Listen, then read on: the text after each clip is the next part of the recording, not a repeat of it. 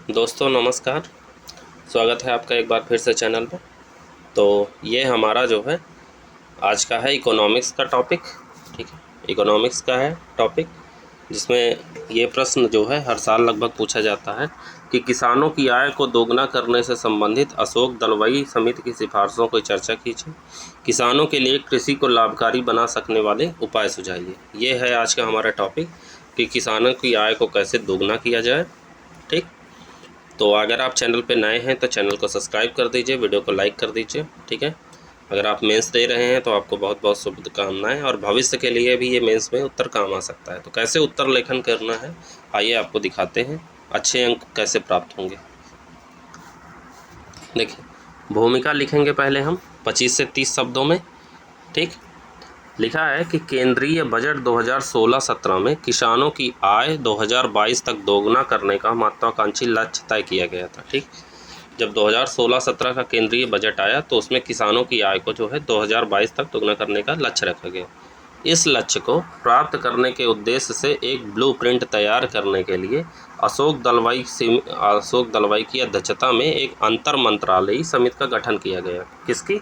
अशोक दलवाई की अध्यक्षता में। ठीक, अब अशोक दलवाई समिति के प्रमुख सुझाव क्या रहे हैं, ये हेडिंग हम डालेंगे कि अशोक दलवाई ने इसके लिए क्या उपाय सुझाए।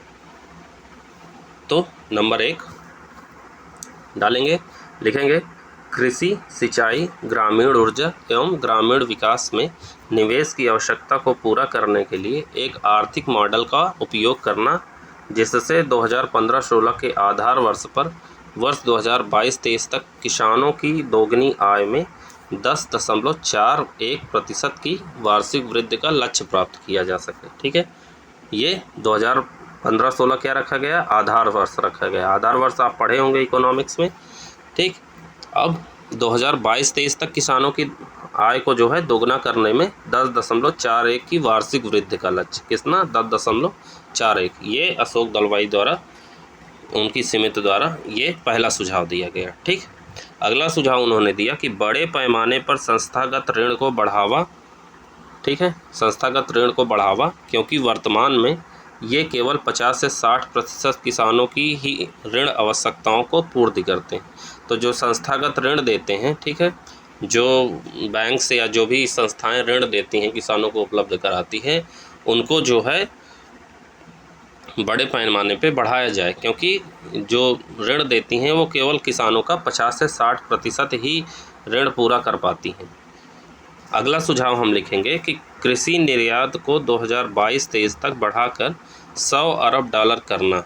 ठीक है, जो कृषि निर्यात है उसको 2022-23 तक बढ़ाकर 100 अरब डॉलर करने का लक्ष्य रखा गया है। इसके लिए कृषि निर्यात हेतु उत्पादों में विविधता को बढ़ाना।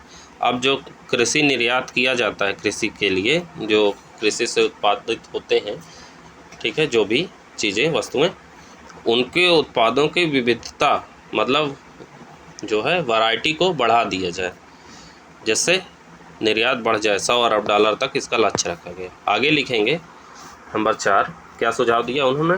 किसान संगठनों तथा ग्रामीण उत्पादक संगठनों की संख्या को बढ़ाना। ठीक है, ये संगठन छोटे एवं सीमांत किसानों को कृषि बाजार व्यवस्था में महत्वपूर्ण स्थान दिलाते हैं। ठीक, तो क्या है?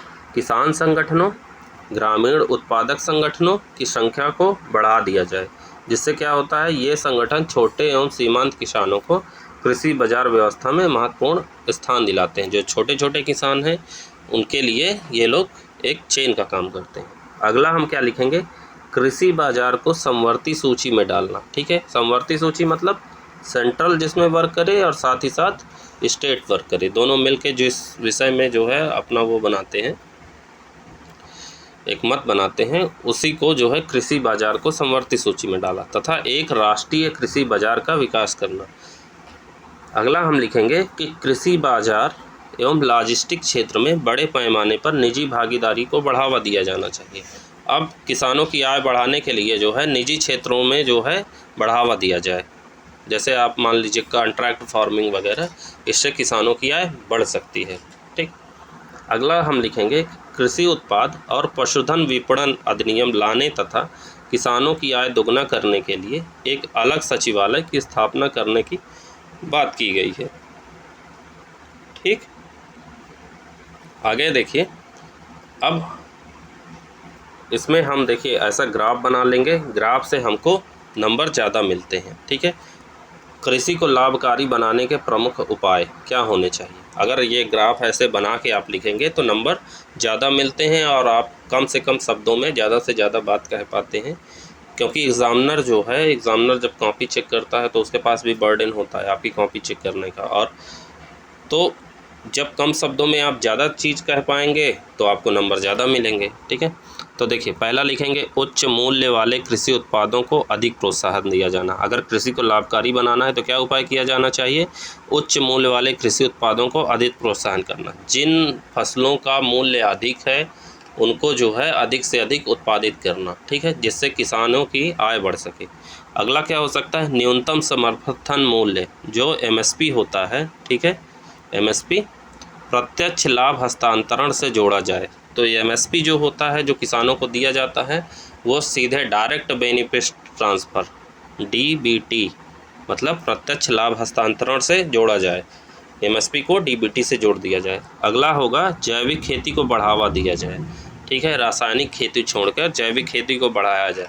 जैविक खेती करने से किसानों को जो है लागत कम लगती है और उत्पादन ठीक ठाक हो जाता है। अगला है हॉर्टिकल्चर पशुपालन, हॉर्टिकल्चर पशुपालन मत्स्य पालन को बढ़ावा दिया जाए। ठीक है, कृषि के साथ साथ हॉर्टिकल्चर पशुपालन और मत्स्य पालन को बढ़ावा दिया जाए। अगला है खाद्य प्रसंस्करण उद्योग में ज़्यादा से ज़्यादा प्रत्यक्ष विदेशी निवेशक को बढ़ावा दिया जाए। ठीक है, जो खाद्य प्रसंस्करण उद्योग हैं उनमें से ज़्यादा FDI को क्या किया जाए, उन निवेशकों को बढ़ावा दिया जाए। ठीक, अब आगे बढ़ते हैं। क्या लिखेंगे हम अंत में, जो है निष्कर्ष के रूप में क्या लिखेंगे, सरकार ने किसानों की आय दोगुना करने के अपने लक्ष्य को प्राप्त करने के लिए 7 सूत्री, कितना 7 सूत्री रणनीति जारी की है। ठीक है, तो दोगुना करने के लिए 7 सूत्री रणनीति जारी की है। इसके अलावा पहले से ही संचालित प्रधानमंत्री सिंचाई योजना, मृदा स्वास्थ्य कार्ड, E-NAM, प्रधानमंत्री किसान संपदा योजना आदि कार्यक्रमों के क्रियान्वयन में सक्रियता लाया गया है। ठीक है, किसमें प्रधानमंत्री सिंचाई योजना, ठीक, मृदा स्वास्थ्य कार्ड, E-NAM, प्रधानमंत्री किसान संपदा योजना। ठीक है, इन कार्यक्रमों को क्रियान्वयन में सक्रियता लाया गया है। कृषि से संबद्ध सभी योजनाओं की सतत निगरानी एवं प्रभावी मूल्यांकन की व्यवस्था की जाए ताकि उसकी प्रभावशीलता में वृद्धि की जा सके। ठीक है, जो भी कृषि क्षेत्र में कार्य होंगे उनकी निगरानी अच्छे से की जाए जिससे किसानों को अधिक से अधिक लाभ प्राप्त हो सके। ठीक है, तो इस तरह हम अपना उत्तर लेखन सारगर्भित करेंगे। तो देखिए इसमें गुड मिला मुझे और 8/10। ठीक है, 10 में से 8 नंबर मुझे मिले हैं। तो अगर इस तरह का उत्तर लेखन करेंगे तो आपको भी अच्छे अंक प्राप्त होंगे। उम्मीद है आपको ये वीडियो पसंद आया होगा। वीडियो पसंद आया तो लाइक कर दीजिए, दोस्तों के साथ शेयर कर दीजिए जिससे उनको भी आंसर शीट मिल जाए और वो भी इसका लाभ ले सकें। चैनल पे नए हैं तो चैनल को सब्सक्राइब कर दीजिए। मिलते हैं अगले वीडियो में, तब तक के लिए थैंक यू सो मच। जय हिंद, जय भारत।